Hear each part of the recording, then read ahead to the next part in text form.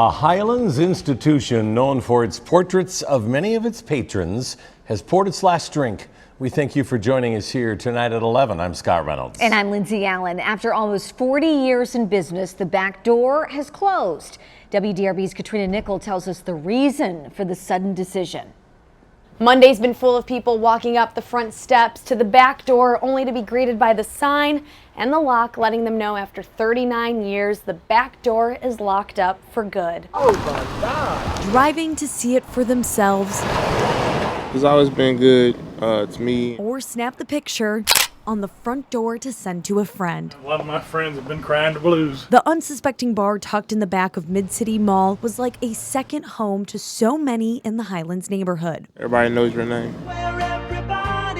Like cheers. As longtime customers face the reality, Taylor Dant gave us one last look inside. I hope that my dad's up there thinking, you did a pretty good job. John Dant was the bar's longtime owner. He passed suddenly in October 2023. His son, Taylor Dant, has been trying to keep the lights on since, but says the decision to close came down to money. As we work through it, expenses crop up, things break, and you lose that cushion that you have to sit on for money. Dant says they tried to restructure, cut back on expenses, but it was difficult. You fight an uphill battle that eventually becomes too much. Like too hard to justify. As for the thousands of familiar faces that have watched over the bar for years in murals, a tribute to the regulars. This is, maybe the most iconic part of the entire bar. Dant says they're figuring out how to save them. They're actually on paint boards. Okay. So it's possible that we could get someone who knows what they're doing to take them down and